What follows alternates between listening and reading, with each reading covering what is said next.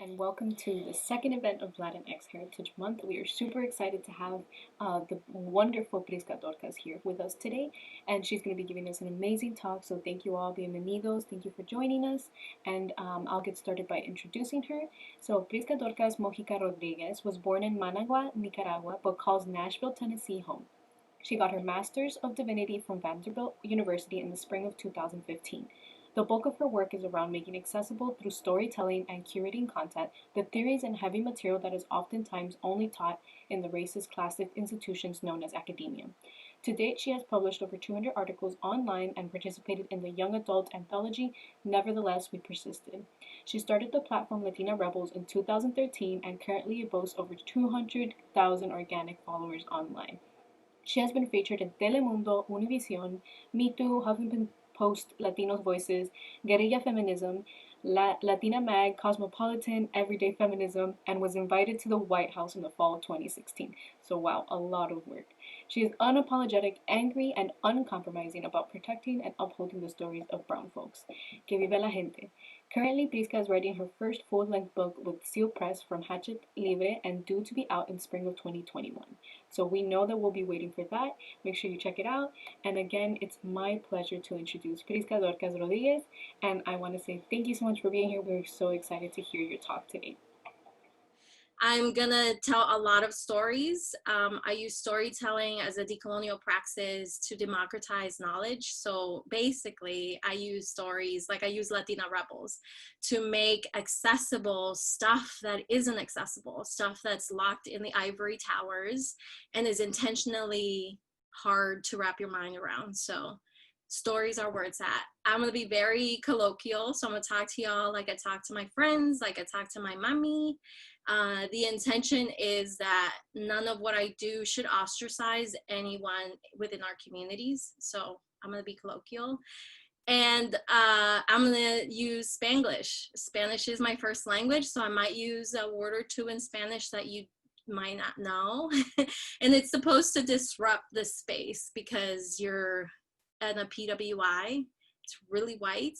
There's a lot of assumptions about what insiders and everybody understanding something about those spaces. And I like disrupting it by saying like a random slang word in Spanish, just because it's fun.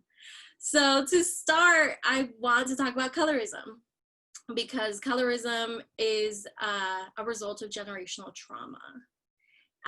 So what is colorism? Actually, I'm gonna implore you all, I'm gonna give you references. So as like I said, I'm democratizing knowledge, but y'all are in college and y'all should read some of these books. So this is a really great book on colorism. It's by Jeffrey Ann Wilder. And so she defines colorism as the unequal treatment and discriminations of individuals belonging to the same racial or ethnic minority group. So it doesn't just happen in African American communities. And we know this because of our own context as Latinx. And it's based upon physical appearances in most notably skin color, but also facial features, so European facial features, and proximity to it, and hair texture. The first time we heard about colorism was called Colortocracy, and W.E.B. Du Bois said it in 1903. This is all facts, and I'll get to the fun stuff. But in 1983, Alice Walker actually coined the term colorism. So I want to talk about colorism specifically in non-Black Latinx communities as being both anti-Black and anti-Indigenous. And why it's anti-Black automatically, colorism is just going to be anti-Black no matter what, because it is a scale, a skin pigment scale, where white is superior and Black and anything close to Black is inferior. So we have to understand when we're talking about colorism, we're always going to have to address the fact that it's anti-Black in its inception. It's also anti-Indigenous in our communities because our communities, through words like mestizo, we were elevating la raza and improving our state within whiteness and being absorbed into whiteness. That is encouraged. If I had a penny for every time my family said about the little town in Spain that the Mojicas come from, I'd be filthy rich. And we don't know anybody in Spain, for the record. I have never been to Spain. Like, I can't actually trace when exactly we came from Spain, that mixed thing happened, but my parents, my grandparents, my uncles are gonna talk about Spain like I'm Spanish, and it's not a thing. But it's all about distancing ourselves from our indigenous roots. So two particular stories for me that kind of cemented the way that colorism functions within non-Black Latinx communities. So I was mostly raised in Miami. Miami's population of Latinx is like 70%. So it's a really large population. And the first time I experienced colorism as a brown Latina who looks more phenotypically indigenous was 5th grade. I'd always kept my hair really short and I had bangs. So like the Dora look that I think every Latina at some point had, I had. And I was like in 5th grade and I just wanted to grow it out. I wanted to look more adult, I thought. And I didn't think anything about it. And then as my bangs were growing out and I could tuck it behind my ears, I started getting called India, which is the slur we use in our communities. We all know it, to talk about indigenous people negatively. And so I was mortified. I like cried on my way home and I told my mom, we have to cut my bangs, we have to cut my hair so I didn't look like an India, was like my 5th grade mind. And I remember being at Walmart, my mom took, like, once a year we cut our hair usually. We didn't like say, I need a haircut when you're a kid, at least not in my house. So my mom was surprised, but she's like, fine, whatever. And she took me to Walmart. We went to Supercuts and I was sitting in the chair and my brother was there, my dad was there. And I remember them making fun of me because I was so embarrassed about what had happened to me. My mom's light skinned, I should note. She's like fairly light skinned. And I don't think she understood what was happening.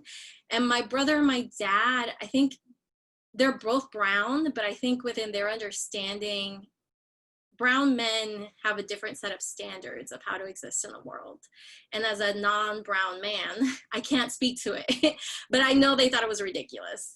But that really scarred me and it stayed with me. And I was like, I know I can look indigenous. So how do I manage my look? Was always like in the back of my mind. And also I started believing that I was ugly because of this word that was used against me.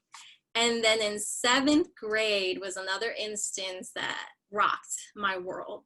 And it was, so I said, my dad's a pastor, really conservative, all the rules, but this boy, this beautiful Colombian boy, like started paying attention to me. And I was like, a lot. I have a few experiences where the cool boys would attempt to pretend to like me as a joke. So I thought that was the case, but it turned out that he was actually into me. And I was like obsessed with him. And I remember one morning he was like, come meet me in the mornings to hang out with my friends, which were like the kids that I could never be like, I thought, right? And again, this is a non-Black Latinx school. Like I was never around white people like that. So I remember walking up, holding hands with him, and the girls, there were 4 girls in this friend group that just looked at me and just started laughing. And they said to him, you're dating in India? And I was mortified. I didn't say anything because I believed from that 5th grade experience, I believed I was ugly and I wasn't worthy of love. And it was really traumatic for me. Now I think about it and I'm like, I wish I had better words for that situation. But for me, that's how I experience colorism within the non-Black Latinx experience. And I'm gonna read this particular piece. It's called Politics of Pigmentation. Like I said, I tell stories. So I think the only way that we really eradicate colorism, anti-Blackness, and anti-indigeneity is by talking about it. So this piece is called The Politics of Pigmentation, and I'm gonna start it. Mi mami tells me to get out the sun. Mi mami tells me to put on sunblock. My mommy tells me to not go to the beach so much, and she's not protecting me from skin cancer. She's not telling me to stay out of the sun for a deep concern for my health. Mi mami just doesn't want me to be too brown. You see, mi mami is from the mountains of Jinotea in Nicaragua, the mountains where the temperature stays like at a cool 60 to 70 degrees, and people wear sweaters. And mi mami, like many of her townspeople, is really light skinned, and she doesn't tan in the sun, she burns. But she's not as light skinned as mi tias, like her sisters. And the joke in our family is, so she's the second born kid, and then there's 3 kids after her. My uncle's brown, my mom is a little like light, to me she's light skinned, but in their family she's darker. And then they say la raza mejoró with the other kids because they're really, really light skinned. One uncle even has like ash blonde hair. So this is the joke, how we normalize colorism. My mom's dad, mi abuelito, has green eyes and, again, light brown hair, and he's really light skinned. But his mom is actually, so my bisabuela is Afro-Nicaragüense, but we don't talk about that. Everyone just hopes and prays that the light skin genes will manifest itself onto one of our grandchildren's children, since it seems to have skipped 2 entire generations at this point, to everyone's odd disappointment. I, however, I take after my dad's side of the family. Mi papi's side of the family is darker. They have black, brown hair, brown skin, and prominent indigenous features. Mi papi is not ashamed of his brown features. He loves them. He sits in the sun, and as it's burning, he said, "Que rico!" Like, he loves that weird feeling of your flesh cooking. And like, my mom will be right next to him wearing a hat, a big old hat, sunglasses, long sleeves if she can. But mi papi is a man, and the standards for admiration within my context have to do with everything about manhood and the way they perform manhood, so providing for their family. But women, in my context, we have to be like fragile and preferably white or white adjacent. So mi mami tells me to get out the sun. Mi mami tells me to put on sunblock. Mi mami tells me to not go to the beach so much because I have mi papi's brownness, but mi mami's gender, a curse. I was born female and brown in a cultura that hates women, and especially hates the darker ones. But avoiding the sun feels unnatural. It always has, and distasteful, knowing full well that the politics of pigmentation have been telling my people that being brown is bad and getting browner is our own damn fault. The intersections of race and class cannot be denied. It is shameful to own your poverty, and more shameful if your skin begins to tell the tales of your misfortunes. My mommy tells me to get out the sun. She tells me to put on sunblock. She tells me to not go to the beach so much. She looks at me, her daughter, in my eyes and says, "Te estás poniendo negra," with rechazo in her tone. But I cannot undo the fact that my skin absorbs the sun rays like magic. My skin turns vitamin D into nutrients, and it glows. You ask me what color my skin tone is, and I will tell you, it is the color of café con leche en las mañanitas. I do not burn with the sun, I evolve right before my very eyes. My brown skin is beautiful, and in the winter, it becomes a light yellow undertone shade. And in the summer, it darkens, and I have to change my makeup with the seasons to keep up because my skin tone is supernatural. And I love my brown skin, but it has taken me years to realize how much I love it and to undo the years of sun avoidance dance that many of us non-Black Latinx are told to do. So my mommy tells me to get out the sun. My mommy tells me to put on sunblock. My mommy tells me to not go to the beach so much. And I understand what she is doing. I understand what life has taught her and our ancestors about brownness and blackness, but I refuse to be complicit in colorism. I refuse to let the color of my skin and my gender make me hide under ridiculous gorros and avoid outdoors activities like it's a disease. I refuse to incomodarme for a cultura that breeds anti-blackness and anti-indigeneity. Instead, I constantly speak up when I hear casual anti-blackness and anti-indigeneity happening. My comfort cannot come at their expense. Also, I continue to go to the beach and I put on sunblock to protect my skin, don't worry. But I watch magic happen.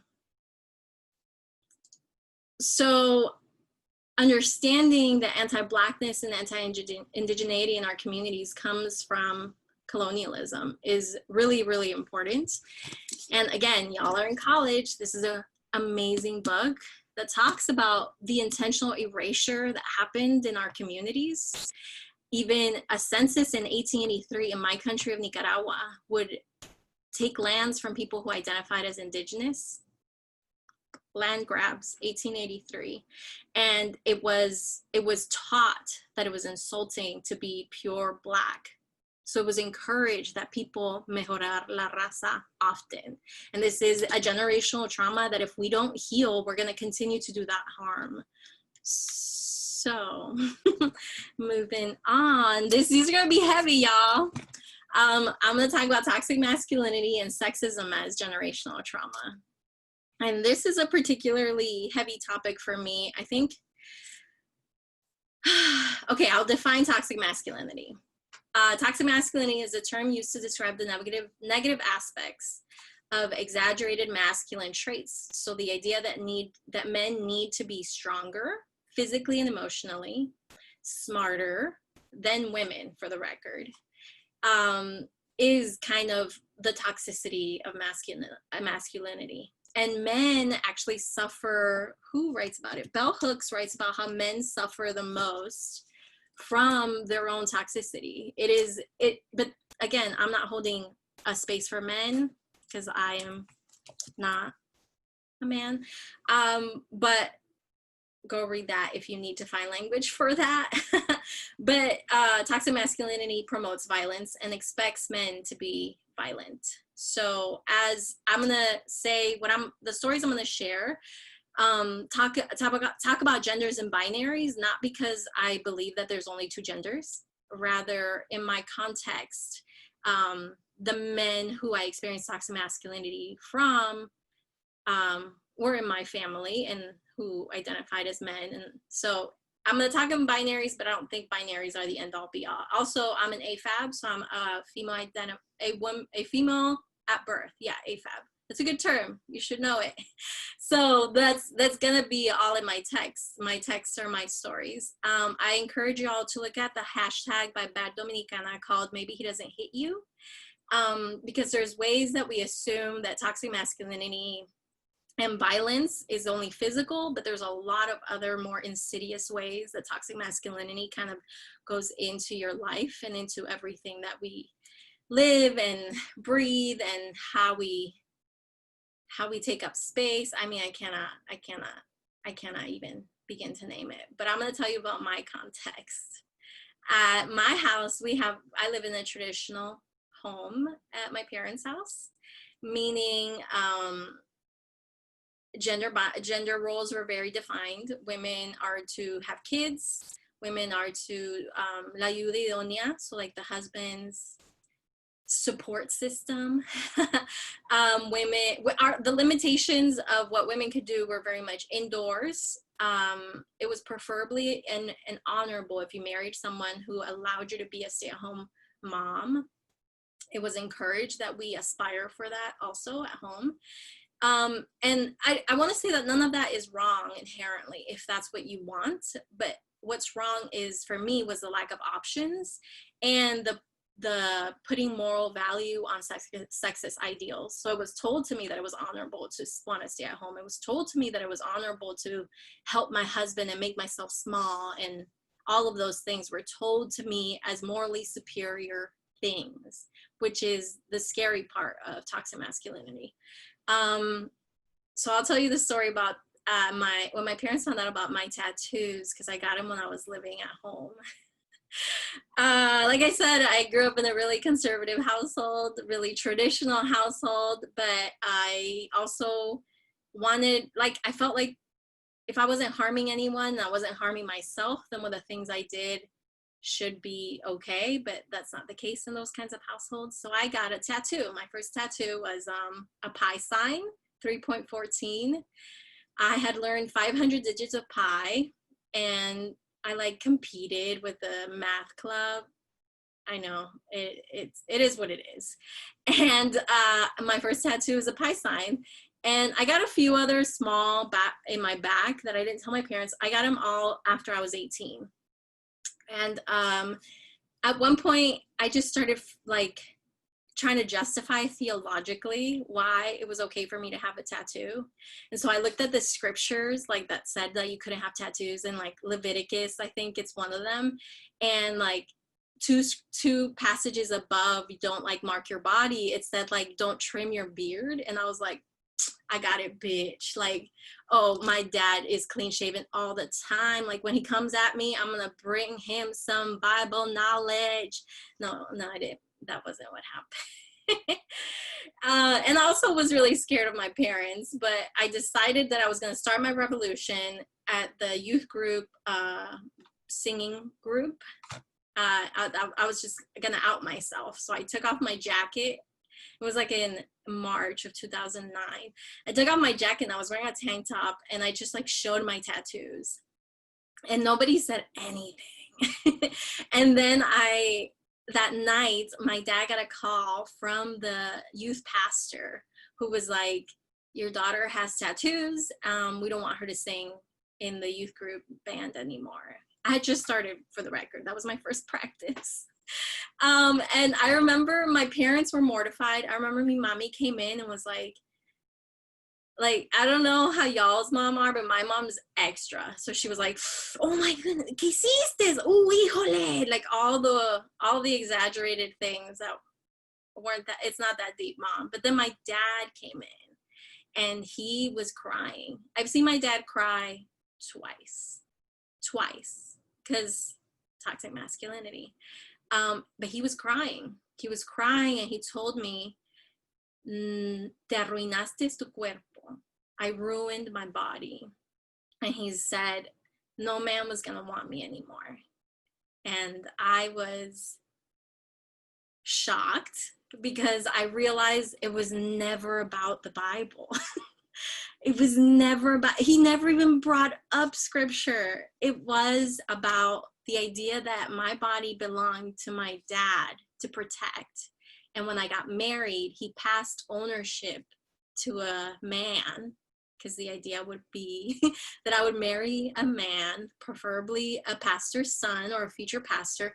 He was pissed that I now reflected poorly on his parenting, and I had ruined the body that he was going to hand off to some other man. And that, I think that was the beginning of our relationship completely dissolving. And we don't have a relationship anymore because I don't tolerate a lot of that, and he doesn't do well with conflict around that. He's so sure that his sexism and his toxic masculinity is morally superior that there is no getting past it. So I created a lot of distance, and I wrote a particular piece about it. But I'm going to read a quote before we start. We tell fathers we love them when we are terrified to share our perception of them, our fear that if we disagree, we will be cast out, excommunicated. In this way, we all collude with patriarchal culture to make men feel like they can have it all, that they can embrace patriarchal culture and so hold their loved ones dear. This is by Bell Hooks. So this piece is inspired by the fact that if I don't tolerate toxic masculinity from my own dad, then I will not tolerate it elsewhere. So to the men who will never know me, these are my triggers. I saw you coming a mile away. There were parts of you that I wanted to embrace, parts that reminded me of mi papi. But because of mi papi, I knew you. I did not need to see you to know you. I could see you across my dating apps, on pictures. I could smell it because my heart was broken by one of you a long time ago. We are doomed because you cannot love, because you were not taught how to love. You take up space. Your energy is vibrant. It's infectious so as to make others forget to analyze themselves. People get consumed into you, by you, and forget who they are. The type of energy is felt. The type of energy is visible. You take up too much space, that people are left without room to breathe. Mi mami lost herself in this energy. As a kid, I saw her struggling to find herself. I saw her struggling to figure out what was happening to her. I saw her struggling to blame herself, because that's what we do. I saw her struggling to protect you when your daughters began to see through your charades. You take up too much space and hurt others around you. You care about your looks like a little too much. You wear all the right clothes, all the right jewelry, hair's always done, shoes are always polished. You make people feel lucky to be around you, to be associated with you, but it's all an illusion. Inside, you hold darkness and anger.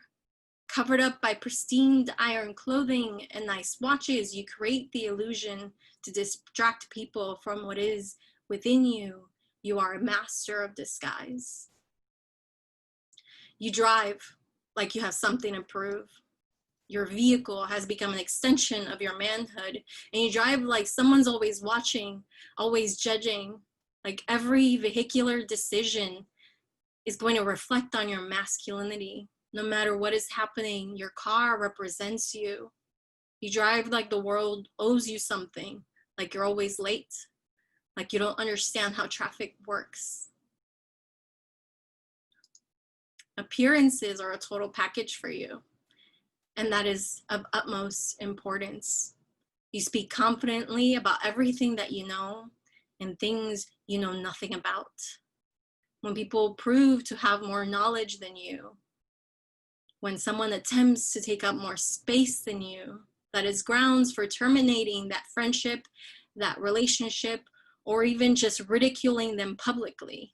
If that person happens to be your daughter, then so be it. You are proud. Your reputation is more important to you than your actions. You will present a face in public that is different than who you are in private. You will blame everyone around you for things you did to save face, even if that means blaming mi mami for things she never did, for thoughts she never had. How you look to the few men you admire is currency to you. You hate yourself so much, you pretend to love yourself. And eventually you self-sabotage. I saw you coming a mile away, and I resent that my impulse was to run into your arms because you felt familiar. So instead, I ran as far away from you as I could. Sometimes healing from generational trauma means accepting that you're never gonna get an apology from the people who have wronged you. And that's just a little nugget of truth I'll leave on that topic. This next piece is about the generational trauma that we have experienced through colonialism that has resulted in attaching our sense of worth to colonial institutions. So what does that mean? So my parents, Christianity, the church, was how they valued their sense of worth. The church is a colonial institution. I valued my sense of worth in academia. Academia is a colonial institution.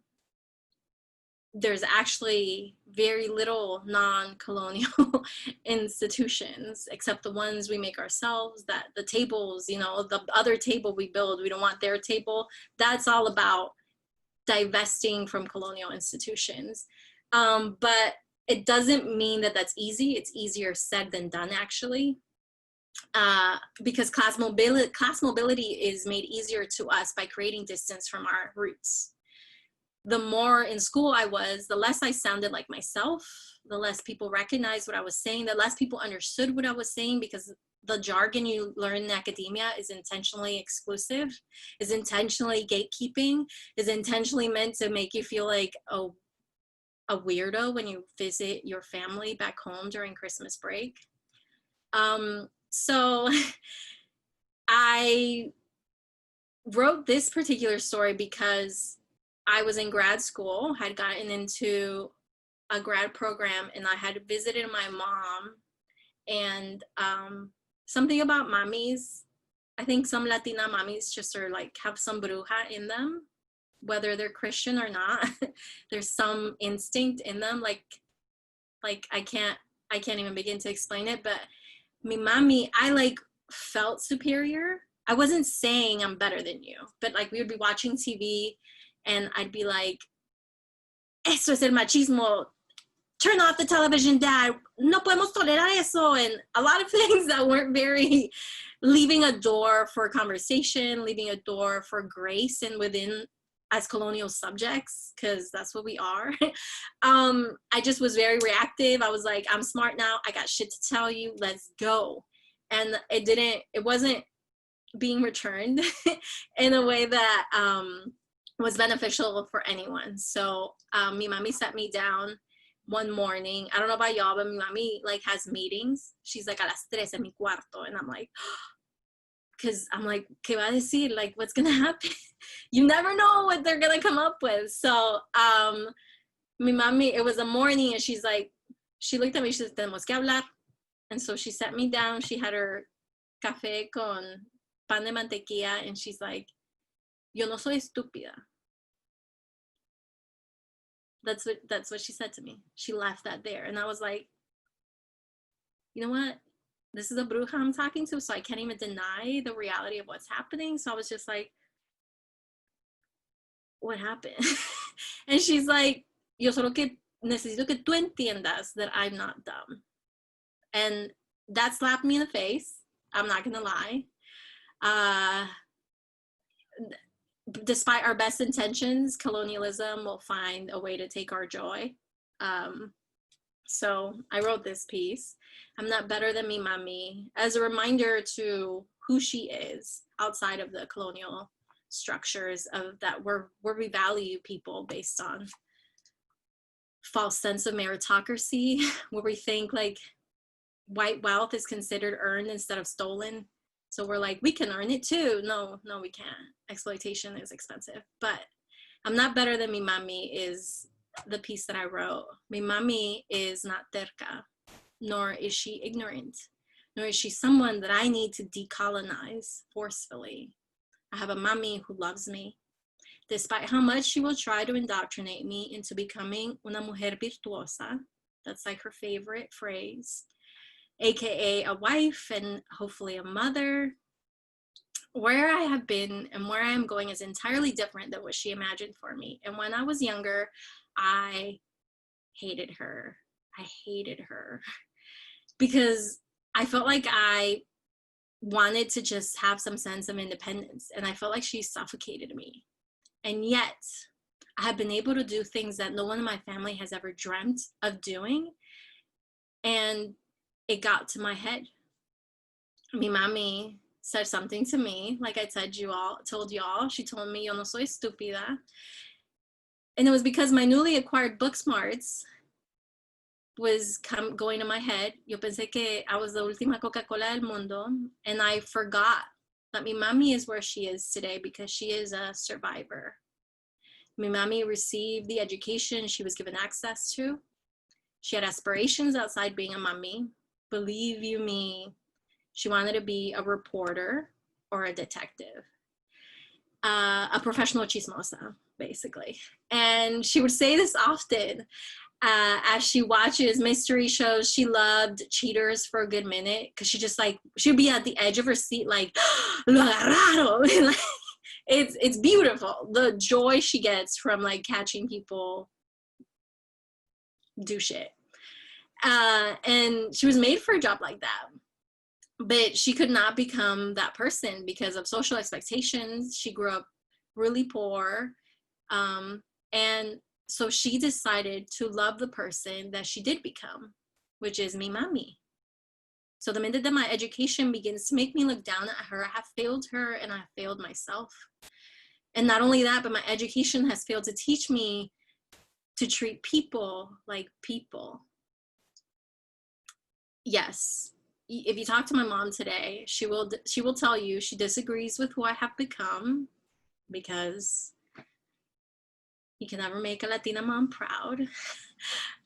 She prefers I was married and at home with like 17 kids if it was up to her, not working as I do. And mi mami is worried for my future as a potential childless woman. But mi mami also has a glow in her eye when she hears about me speaking to young people across the US. Mi mami has told my sister in private, and she has told me, when my dad has treated her poorly, she'll say, si Priscila estuviera aquí, ella me hubiera defendido.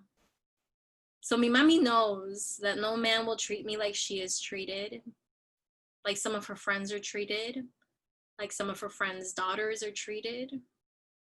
And she brags about it. Being an immigrant mommy to a brown girl who has been raised in an entirely different context with more possibilities than we would have had in our home country is probably the hardest thing that many of our mummies have had to do. But I'm not better than me mummy. I have opportunities at my fingertips that she could have never dreamt of, and I owe all of that to me mummy. And so now I carry this torch. I am me mummy's revolution. And what I mean is that I am everything she could not become. So everything I do it for her. I do it for us. Because I'm not better than me mummy. So this is an intense piece. So I usually try to put in like a funny piece that I've written and try to lighten the mood, but we're just going in because y'all have had a week. I've heard all about what's happening over there. I heard about what happened yesterday with Ariana. So we're just gonna keep going in deep. So like I said, I valued myself over and against my institution until I realized what I was doing. But it took a little bit for me to get to the place that I was, for me to have those realizations. So, but we have to understand that generational trauma results in colorism, like I mentioned. You have to understand that and read all the books. I'm here for it. You have to understand that generational trauma results in machismo in our cultures. And attaching our worth to colonial institutions perpetuates our generational trauma. So healing means divesting from white supremacy and divesting from colonialism. And I highly recommend this book. It's on decoloniality. It's a great read, and it'll kind of begin to scratch the surface, because as colonial subjects, it's impossible to undo colonialism, but there are ways that we can live in a decolonial way that can be healing for our communities in ways that nothing has been. So why not try this? So I was in college bound, like I told y'all. I was on the get married train, and somewhere around junior year of high school, I was like, I'm gonna go to college instead. And that might sound like duh. I think it sounded like a duh suggestion to my peers, but it was not a duh suggestion in my context. Like it wasn't encouraged. I had a 2.8 GPA, like, and that was considered a normal, no big deal. If you're gonna marry someone, like, what do they care about your GPA kind of thinking. So I was in college bound until junior year when I was like, I think I'm gonna go to college because I don't want to get married right now. So I remember just like listening, trying to figure out who goes to college, how do you do this, what does it mean? And I discovered that the AP kids got help with college applications. So I was like, boom, I'm going to get into AP classes. So I went up to my counselor with my 2.8 GPA and for requesting my classes for the next senior year, I requested, boom, 6 AP classes, motherfucker, right? And I like slid it to him, and he was like, well, he told me some people are book smart, and then there's some people who are kinesthetically smart. He's like, and I think that's what you are, not the book smart.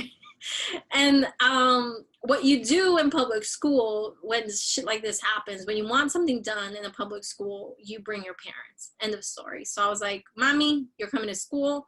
I got this. You don't even need to know what this is about. Come to school and I'll handle it. And kudos to me, mommy, because she showed up on time. And I remember like sitting with the counselor being like, she wants me to go to those AP classes I told you about. And of course he was nicer, and he was like, basically was like, tell your mom that we don't want to set you up for failure, because they don't speak the language. It's gonna be really hard for you to not get help. These are not easy classes, yada yada yada. And I was like, mommy, he said we're stupid. Because I was trying to get a reaction out of her. That's all I needed, was for her to get mad, like how she gets mad at me. But the thing about colonized people, and the thing about our parents specifically, is that their wings were clipped before they knew that they could fly. So when I said this awful thing, mistranslating this thing that this man said, but also the undertones of what he said, she looked down, and then she looked at me, and she was like, pues tal vez tiene razón. And my heart was shattered. And I just sat there and was like, I still need to go to college. So I told him, she said to still put me in the AP classes. And he actually made a little contract, printed it out. Don't even think it's legal, but he made a little thing. He made my mom sign it that said that they had warned her that I was going to fail out of these classes, and they weren't liable for me failing. I don't know why this whole thing happened, but he did it. We signed it. I told my mom, I was like, esto dice que voy a la universidad, así que aquí firma. And she's like, okay. Again, kudos to, that's a good mommy right there. And I ended up going to college. I ended up thriving in college. I went to a commuter college, so I stayed, it was like 15 minutes from my parents' house. So I just drove to school and drove back home every day. And then around junior year of college, I realized that most people that were graduating ahead of me were doing jobs that you could do without their degrees, unless you did like a practical degree, like teaching or nursing or whatever. I was an English literature major, so I was not, what was I gonna do? Just teach. That was the only real viable option to use my degree. So I was like, I need to go to grad school, right? They tell me that getting a master's opens so many doors. And since the bachelor's didn't work, maybe the master's will work. So I did the same thing. I Googled, I figured it out, and I ended up going to Vanderbilt University for my master's. My master's of divinity is from the Divinity School at Vanderbilt. And I thought I had made it. I thought I was like legit. And then I started failing immediately. Because the thing about, not only was I going from a state institution to a private elite university, that shock was real. A lot of the people that I went to school with had read most of the theorists I was just being presented with, which was baffling to me. I also, apparently I couldn't write for shit, they told me. And so I was failing, and I was really, really struggling, and I was discovering how this school wasn't built for me. It was my first time being around so many white people, and that was starting to change my personality. I was like a big, loud personality, and suddenly I felt like I had to shrink and not talk as much, because every time I said something, somebody said something inappropriate. There was some stereotype that I was like living into, whatever it was, but I was like so self-conscious, and it was so hard to feel like I could breathe on my PWI. So me accepting a decolonial framework was kind of how I began to heal. So this piece is a small reminders, sorry, of adjusting the way that you view things and adjusting how you survive at your PWI. So this is my last piece, and then we're gonna open up for questions. So some days, whiteness, because colonialism and white supremacy are siblings. So some days whiteness will make you forget that your mommy is brilliant and strong because of the accents in her tongue and her cultural differences. Some days whiteness will make you forget that your papi is hardworking and resilient because they say if you work hard, you make it. And he's the hardest working man I know, and he's never gonna make it. Some days whiteness will make you forget that you are beautiful and capable of anything because of the neighborhood that you come from, the country that you come from, the clothes that you wear. Some days whiteness will make you forget that you are smart and worthy because you might stutter when you have to speak English in front of English native speakers. Some days whiteness will make you forget that our music is an important contribution to society. Instead, it'll be like, oh, I want to do something sexy like salsa tonight. Some days whiteness will make you forget that your abuela is sharp and witty because of how she upholds our culturas, religions. Some days whiteness will make you forget that oppressed communities have been using laughter to deal with our oppression for centuries. Instead, we'll get kicked out of restaurants, kicked out of the library, told we're being too much. Some days whiteness will make you think that you're not good enough to go to these elite schools, and will question everything when you begin to thrive. But remember that we have been outshining and outliving all for some time now. And now we're entering these spaces in mass, and we are excelling. We are showing them what all of this indigenous diaspora excellence looks like in their institutions, and it's strategic of them to make us forget. So I'm here to tell you that you are the sum of generational resistance. You are the sun, the moon, and the motherfucking stars. You have never stopped being great. Your ancestors have always been great, and we cannot forget that. But some days whiteness will make you forget. And in order to move forward, we have to remember the years of evidence and national traumas in our home countries that tell us what's really happening here. So look up things, if you have a pen or just like your cell phone, look up things like the history of Chiquita Banana. Look up things like the Panama Canal, the international trade policies like NAFTA and CAFTA and what they have resulted in. Remember the border walls, the syphilis experiments, the forced sterilizations that happen in California and are happening right now at the border. There's a system in place that thrives off our imposter syndrome, of us forgetting who we are. But some days I forget. It's easy to forget.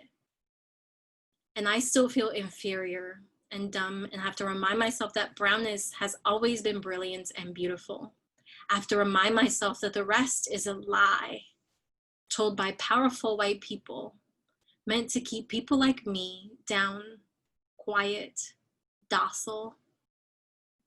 Remember that you deserve to be here, and you deserve to take up space, and you deserve to make demands of these institutions for all of us. Spaces are only elevated by your existence. That's it for my talk. And we're gonna open to Q&A now, I think, so. Wow, Prisca, I have no words. The chat has been absolutely blowing up with just talking about how we needed to hear this, how this is beautiful, every single thing. Like, I think all of us had trouble not crying. I had trouble not crying, but I knew that I had to talk, so I stopped myself. But it was absolutely beautiful. We can't thank you enough for giving us this space and being able to talk about this. So that being said, I do have a bunch of questions, so I would love to get into that because I know that we want to hear a lot more from you, but I'll go into all the questions. So I'm just going to jump. I know we're getting a lot, so I'm just going to jump to some of them. So what has been the hardest piece for you to write, and what was the easiest one for you to write? Woo! It depends on the time. So the first time I've read the dad one is now. And even reading it, like, I don't know if some of y'all caught that, but I was like, get through it. So it depends on the piece, and it depends on where I'm at in my life. I think that one right now is the hardest one. I'm writing a whole chapter about it, and that's how I start the chapter. So it just gets more intense. And so that I've sobbed through that whole chapter many, many, many times. But the easiest one is about me mommy. Anytime I write about her, it feels like I'm like hugging a part of myself that I wasn't, like I'm hugging parts of her that don't get nurtured. And so I'm hugging parts of me that don't get nurtured within the context that we were in. So yeah, those.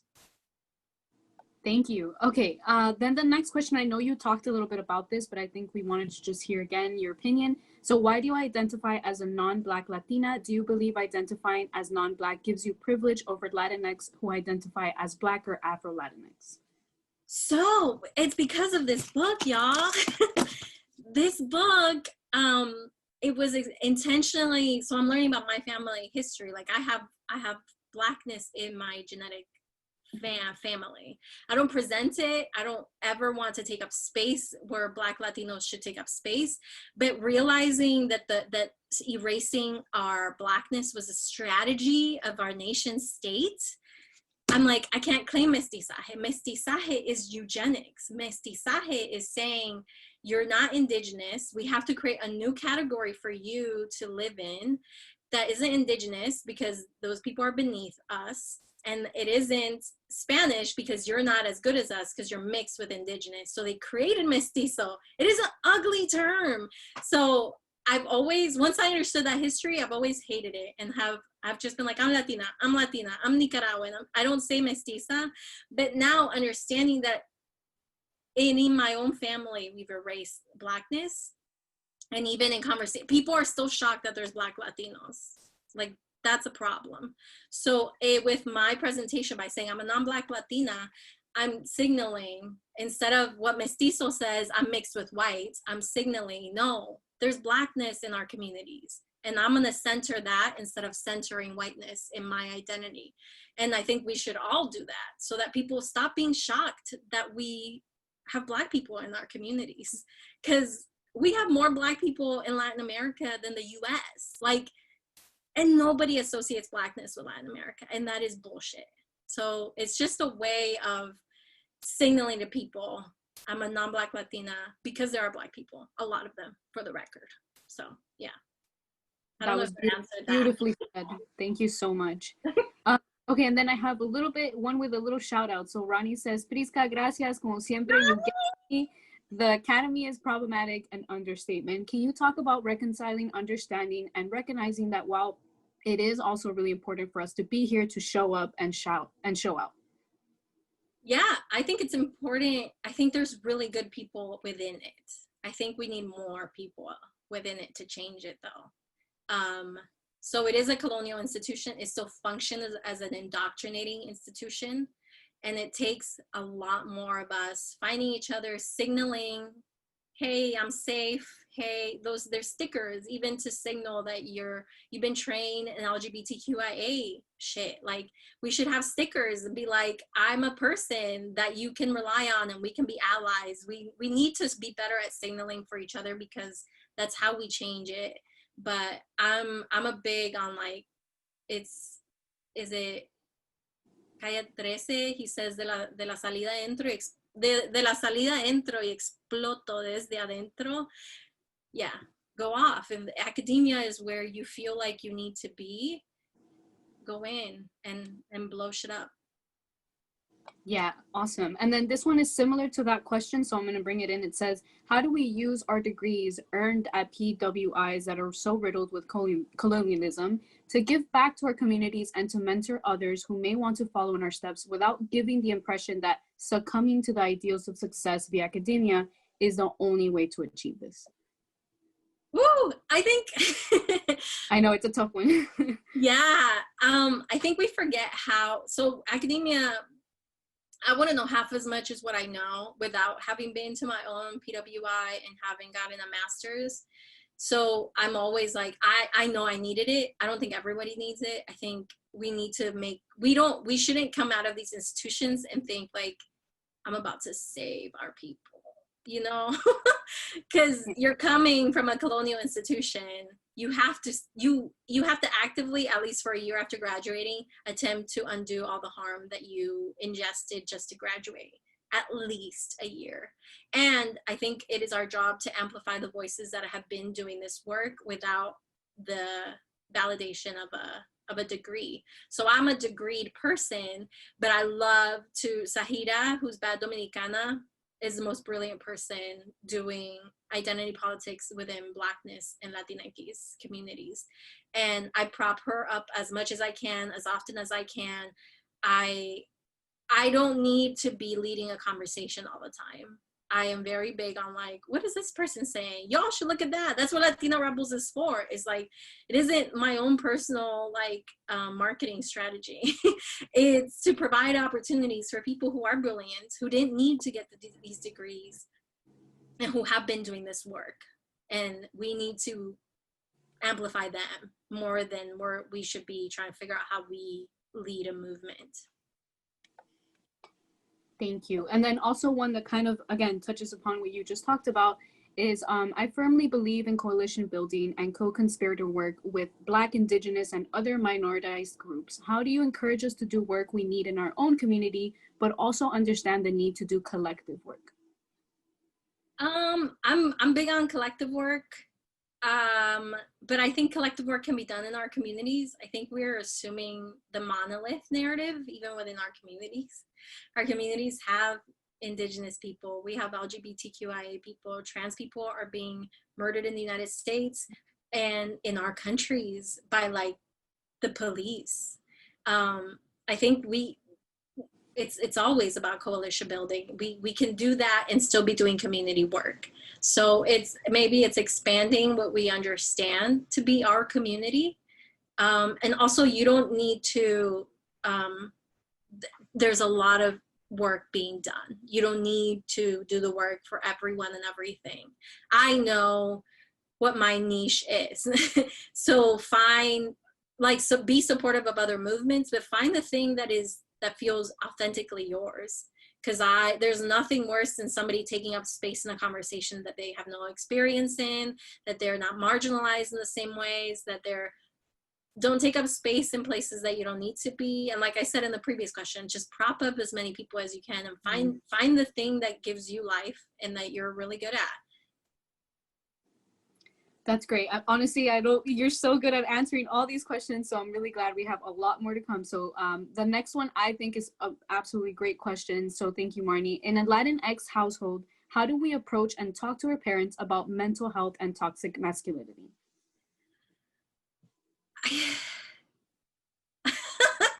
So I've attempted to do this work, unfortunately, because toxic masculinity isn't just a theory, it's like a lived thing in my family. I just had to create boundaries, because I have been gaslit into believing even my own memories were lies, because toxic masculinity is so insidious. So I very openly I should mention I have a lot of privileges in that when I was at Vanderbilt, I didn't rely financially on my parents. So me saying, I'm going to therapy, I don't need to explain this to you, you don't need to like it, I'm going to just do it, was because I had financial freedom within my institution because of a scholarship, because of things that were coming in. But so I had that advantage to be like, you either take me as I am or I cut you out. Mm. I can't imagine what it would be like to be financially dependent on them and attempt to claim my humanity and the ways that I need to heal. I'm also an advocate. I don't think therapy as we know it, like the clinical sense, is the only way to heal. I think that's also us attaching ourselves to a colonial construct. We can heal in a lot of different ways. I do limpias with huevos often. I buy crystals. I wish I had one near me. I dabble in all types of spirituality because healing is so important to me. So figure out something that works for you and figure out something that also makes financial sense for you. If you are in a position where your parents are paying for stuff and you need to heal, find who's healing and how they're healing. And there's, thankfully, social media has opened a network of people who are giving their services out online and giving tools online. So yeah, find people who do healing work and find something that feels right with you. Thank you. Then another one we have is, how do you share your culture with others, especially in a professional setting? How can we be unapologetic about loving and embracing our culture? Just do it. But it is. I mean, it took me a while. I even feel today, I have still had moments where I'm struggling. Like, it takes so much counter cultural stuff. Like, I have to unfollow, like, specifically, so even fatness as a construct of white supremacy, the way that we reject fatness, me learning that has meant like unfollowing people who are always dieting, following people in different body sizes, just to change. You have to train your brain, and you have to take this task of learning to love ourselves like you're training for a marathon. It isn't just like, I'm gonna love myself now, this is gonna be so easy. No, you have to change what you consume, change your friend groups. If you're not in friend groups with people who actively love themselves or are attempting to love themselves, change the conversations you're having. Like, you have to retrain your mind. That is an enormous task that I cannot I cannot say enough. Like, it's the hardest thing I've ever had to do, the most beneficial thing I've had to do, but you have to train it like you're training for a marathon. Thank you. I think I personally also needed to hear that. So I'm just taking it all in. Thank you so much. Okay, and then next one, which is a little bit, I guess, more of a happy personal thing, is like, what do you love the most about your culture, and what do you like sharing about your culture? Oh my gosh. Well, I love our fruits, because Central American fruits are like nowhere here. So I love our food. I love our fruits. I love sharing recipes like nacatamales. I love sharing, I like jocotes or mamones or nancites. Like, just making food and sharing it with people makes me so happy, because it's just like, it isn't even how people will receive what I'm doing. It's purely selfish. Like, I'm like, I feel good making foods that have been generationally passed down to me, and I heal through food in a way that I never thought I would.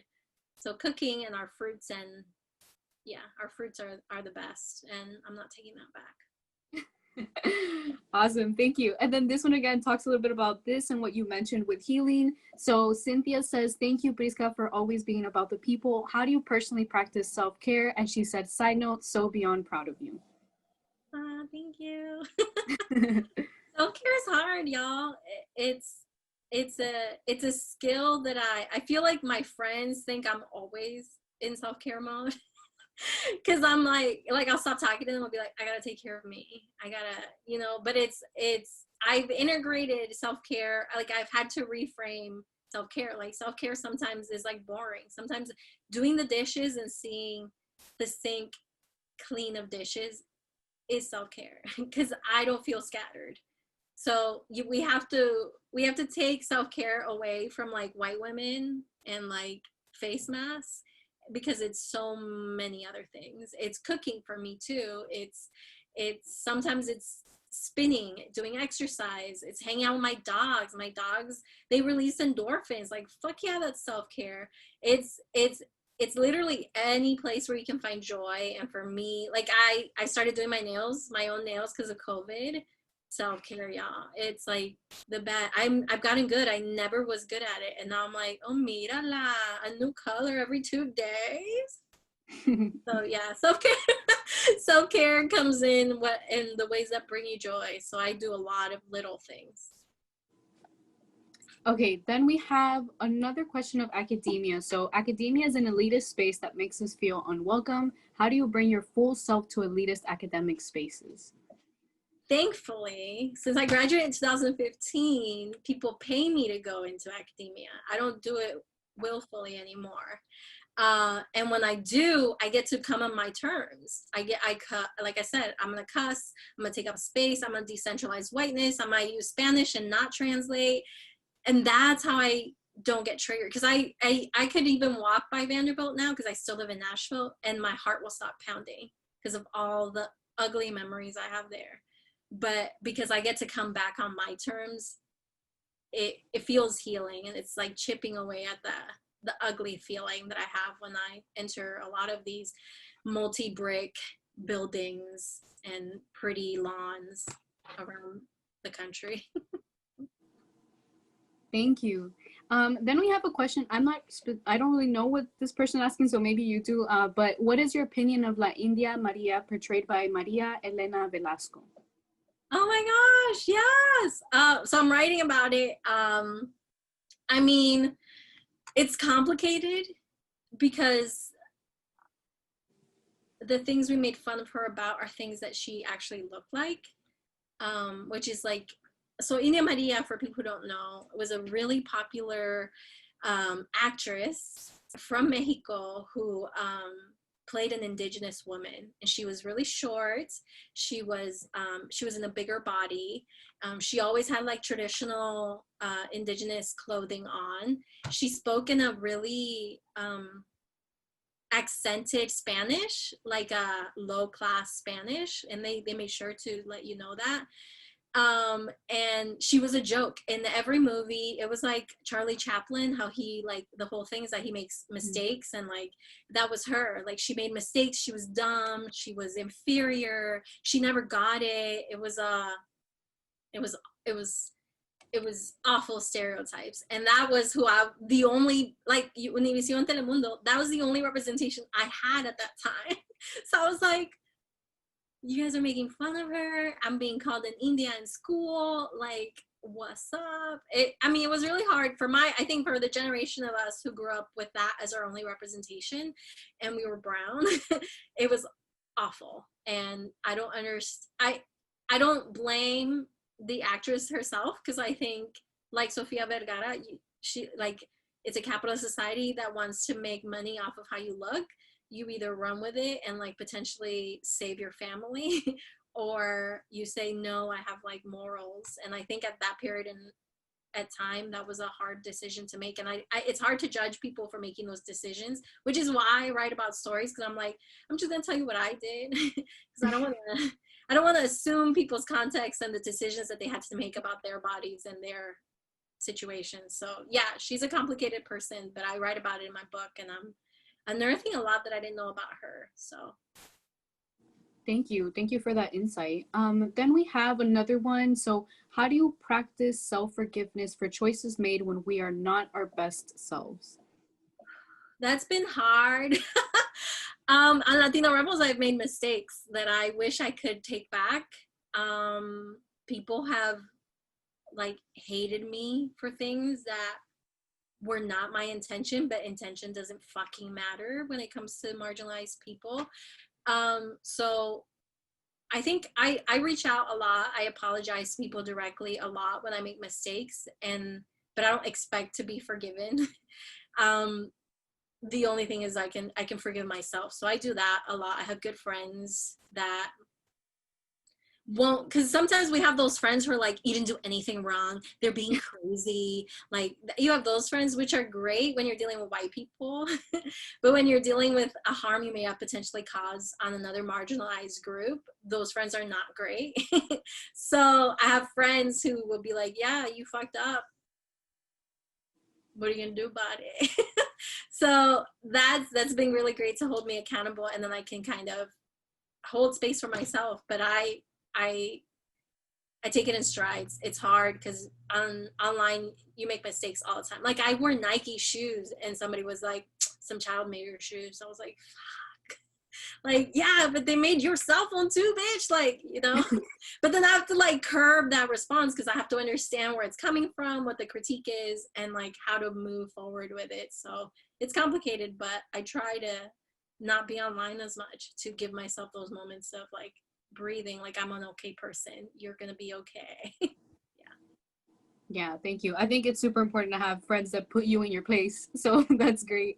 Then another question we have is, Prisca, thank you so much for this talk. That's from Jessica. Grad school actively feels like it saps my joy sometimes. So how have you managed to retain and find joy even when you're frustrated and tired a lot of the time? Friends, I in grad school specifically, I found the solid people who were sharing similar experiences with me, who had their own stories that were possibly even shittier than mine. But finding a network of people is the only way, I think, to survive those spaces. The only way. So find your people, and it might mean that you will be exposed to people who, like, you might potentially expose yourself to people who aren't great people, and that's the risk you have to take to find your community. But it's all community to survive, even like whiteness in a white city. It's finding your community. Despite what white supremacy says about individualism, you have to have people. Yep. Thank you. And then the next question we have a couple that are the same. So how have you been able to deal with imposter syndrome, especially at a PWI, and especially when you're constantly, so how are you dealing with imposter syndrome in this type of atmosphere? That's the question.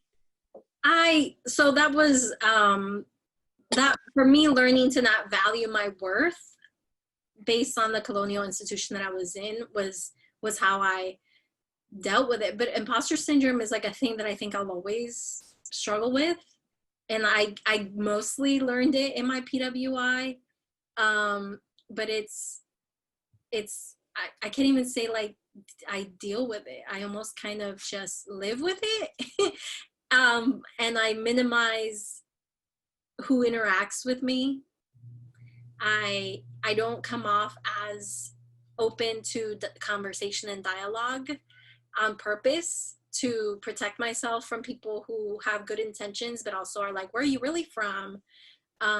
So it's about self-preservation for me with imposter syndrome, rather than managing it, because it's just always going to be there. It's the lie of white supremacy, and unless white supremacy is eradicated, I think we will struggle with it. Yeah, that's a really great point. And then we also have, what are your thoughts on the COVID pandemic and those who don't believe it, or who seem to think, or at least act as though it's over? And then especially just because of everything and how it affects like our community. So it's a two-part response. I think you can't be an activist and a person who cares about our people while actively putting our people at risk. We know that Black and Brown communities are the two most affected with COVID because of our health complications that are very much directly related to white supremacy and racism. So you can't say Black Lives Matter and then go out to get your nails done. And that's something I stand by. I also believe that mental health is just as valuable as physical health. So I understand people who are living alone are struggling. And so if they're doing safely whatever they need to do to handle with, especially if you're alone and you're depressed or you have anxiety, do what you need to do to be healing too. Like, your mental health is just as valuable. But it's not over. It's still here. I haven't left since March. I'm really lonely. I want to have brunch with my friends, but it's not going to happen because I do believe that my humanity is tied to other people's humanities. And people who are activists and are going out, I'm like, mm-hmm, noted. Yeah. Thank you. And then we have another question. So we have, do you have survivor's guilt with regards to the women in your family / community? Yeah. Nicaragua isn't free right now. Nicaragua has been going through a lot of civil unrest in the last 2 to 3 years. I had a cousin get kidnapped and tortured for a year, and it was really hard to feel so powerless. I felt like I should have built a stronger network to help him. I just felt so silly with my concerns when he was being tortured. And we thought he was killed numerous times because we were told his body's at this dump because they were dumping bodies of young people just like in mass graves. And we thought multiple times he was dead, and then we found out he was alive and we had to smuggle him through the border, and it was a whole thing.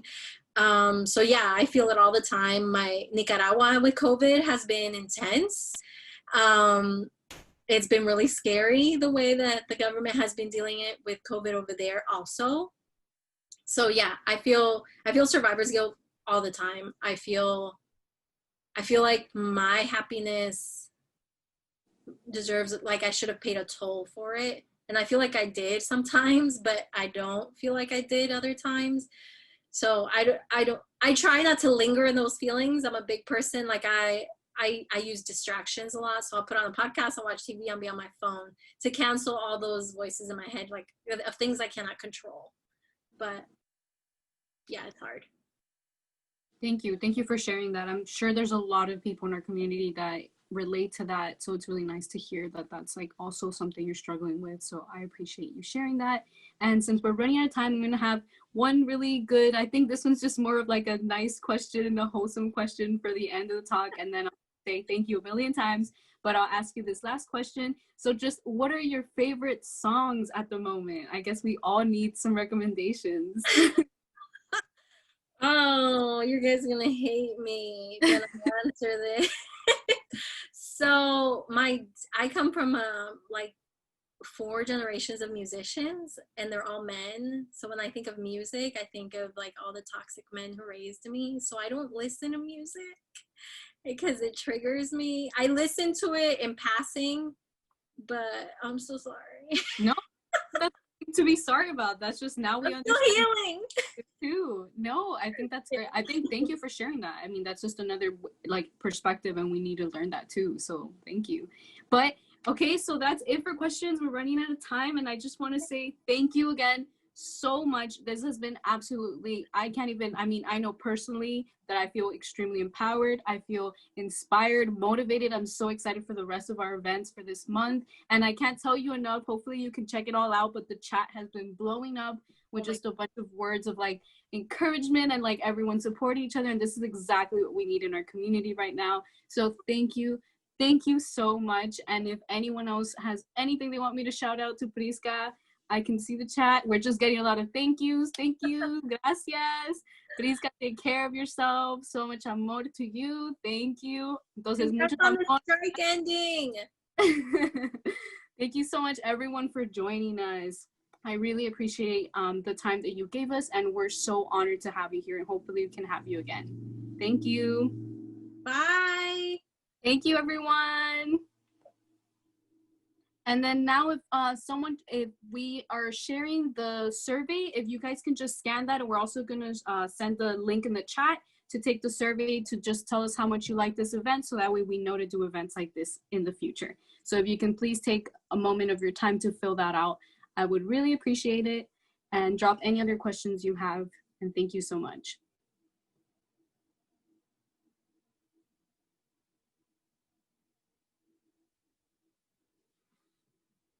Yep, please fill out the survey if you can. Thank you. before you leave, try to at least just copy the link and you can take it when you leave. Thank you, everyone. Oh, a lot of questions about the recording. So I know that we were recording this whole time, and we'll make sure to send out an email and logistics of once we have the recording set. So I'll make sure to get everyone that answer.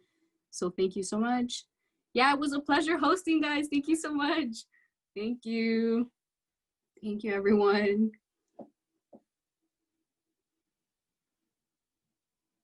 And then since we still have a couple of people, quick shout out to all my co-hosts. So Javi and Baltasar, thank you guys so much for all the help.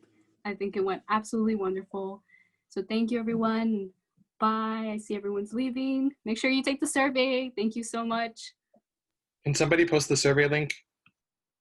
Oh, yeah, I have it.